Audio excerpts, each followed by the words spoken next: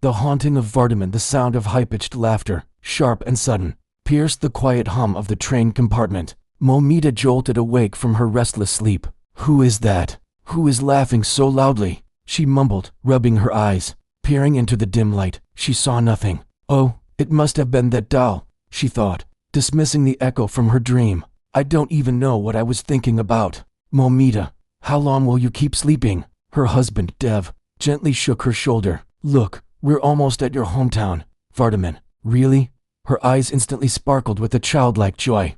"Dugga, Dugga," she exclaimed, invoking the goddess, and rushed to stand by the train's door even before it had fully halted. She leaned out, eyes closed, breathing deeply as if to inhale the very essence of her maternal home. Watching her, Dev burst into laughter. "Momita, it's been 12 years since our wedding," he said, amusement coloring his voice.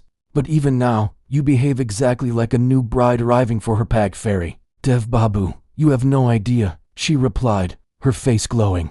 "The happiness of reaching one's maternal home is the same, whether you are a 90-year-old woman or a 25-year-old newlywed. Look, nothing has changed at all. Our Vardhaman is just as beautiful." "Yes, it is beautiful," Dev agreed, pulling her into a warm embrace.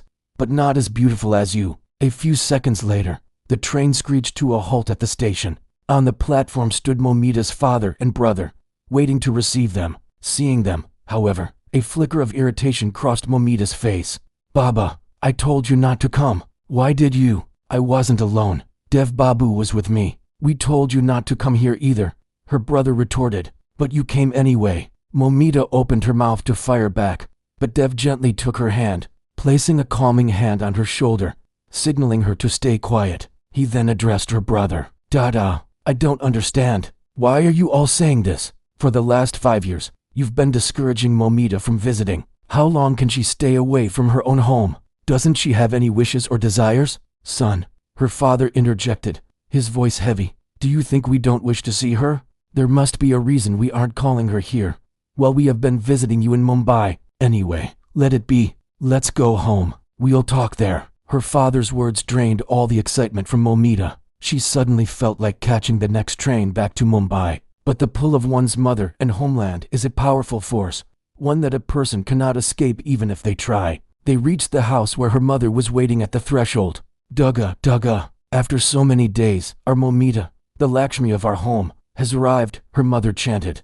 "Bahu, bring the pot of water. Let us ward off the evil eye." After the ritual, she led Momita inside, but no one's eyes held joy. Instead, a palpable fear lingered in everyone's gaze. They were communicating silently with each other, a silent conversation that Momita and Dev couldn't decipher. Her sister-in-law's eyes kept darting around the room, searching for something or someone unseen. "Beta, go freshen up and shower," her mother said, her voice strained. "We'll have breakfast ready by then." As Momita entered the bathroom, she froze. In the mirror, she saw the same doll from her dream on the train. But this time, tears of blood streamed from its glassy eyes. Suddenly, it vanished, and on the misty glass, words appeared as if written by an invisible finger. "You've come, Auntie." A chill shot down her spine, and she forgot all about showering. Just then, her mother knocked on the door. "What happened? What are you doing in there so long?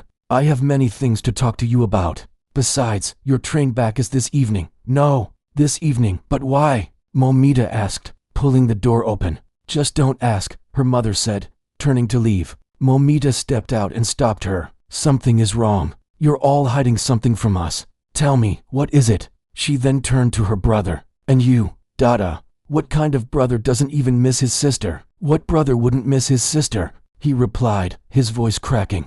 "But we have no choice. That's why we've been stopping you from coming here. A terrible mistake was made." Tears welled in his eyes. "What mistake? Tell me, Baya, what happened?" Momita's brother glanced at his wife, then at his mother. Both looked devastated. But while his mother's eyes held deep remorse, his wife's burned with a silent fury. Taking a deep breath, her sister-in-law began to speak, her voice trembling with anger and grief. "It was a deserted night. No one was on the roads. We were the only ones in a car. Then your brother stopped the car right in front of the cremation ground." "What is this? Why did you stop here?" I had asked. "I know this is a cremation ground. Come with me. You must have forgotten. I am 3 months pregnant. In this condition, people don't come near cremation grounds even during the day, and you've brought me here at night." It's for your own good. Come now, stop talking. They must be waiting for us. Who is waiting for us here? Don't ask so many questions. Just come quietly." She narrated how they had walked inside, where a pyre smoldered and an Agori tantric sat waiting. "So, this is the one carrying a girl in her womb," the Agori had said. "Yes, it was very hard to find out. These days, doctors don't reveal anything. Please make some arrangements for this girl so that in her next birth, she returns as a son." "What are you people saying? What difference does it make, boy or girl?" "It makes a difference. We already have one daughter. We don't want a second. And it's not like we are going to kill her. If we wanted that, we'd have gone to a hospital, not here. We are sending her back so she can return as a son. Can such a thing even happen? It happens. That's why we are here. Now, not another word." She was forced to sit. The Agori made her drink a herbal concoction, and she lost consciousness. When she awoke, her unborn daughter was gone. She felt utterly helpless, but couldn't speak against her husband and mother-in-law. "But what they thought was a solution became the most dangerous turn in our lives," she continued, her voice hollow. "A few days later, that unborn child returned. She would appear to me in mirrors, or on the roof, her eyes streaming blood instead of tears." She described the haunting that followed. One night, her husband was found screaming on a deserted road, as if someone was shrieking in his ears. In his terror, he was hit by a motorcycle and hospitalized. At home, the mother-in-law began to hear the terrifying wails of an infant every night, a sound so horrifying it drove her to madness. Lights would flicker on and off. One fateful night, Momita's first niece, their young daughter, was found dead. On the wall, written in her blood, were the words, "You didn't want a daughter, right? Now, no daughter will live in this house." We called tantrics, but none could help.